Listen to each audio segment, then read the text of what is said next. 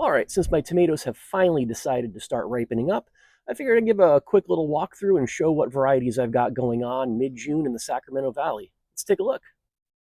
Up first are my Canestrino de Luca paste tomatoes, which have just about outgrown my woefully inadequate string trellis setup. I stumbled across this indeterminate variety when browsing seeds and thought they looked pretty cool, so I decided to give them a try. And so far, I'm impressed with the amount of fruit they've set with minimal blossom end rot. I have three indeterminate cherry tomato varieties going on this year. Sun Gold, mostly for my 5-year-old daughter, as they're actually a little too sweet for my tastes. Black Cherry, which are a consistent performer in my hot, dry climate. I'd say the flavor is a good balance of mild sweetness with moderate acidity. And these Isis Candy Cherry Tomatoes, which are a new to me variety. I describe the flavor as being mildly and refreshingly sweet with almost no acidity whatsoever. My Supersuit tomatoes are a bit of a bummer.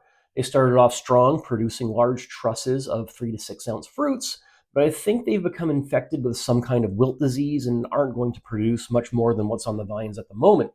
The flavor is good, mildly sweet, fairly acidic, but the skins are tremendously thick, making them a less than ideal slicing tomato. Here are my old reliable heirloom slicing tomatoes, Cherokee Purples. These have proven to be consistent producers for me in the Sacramento Valley, and I've honestly yet to have a bad year with them.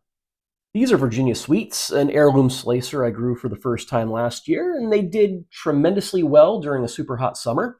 The ripe fruits are yellow, mildly sweet, and very low acid. Here's a new heirloom variety that I have going on this year, the Zapotec Pleated. These are a variety originating in Mexico and are said to be very, very heat tolerant. None of mine have ripened yet, so I can't really comment on the flavor.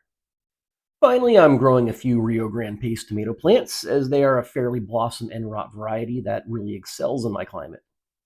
All right, not a bad early season harvest going on here.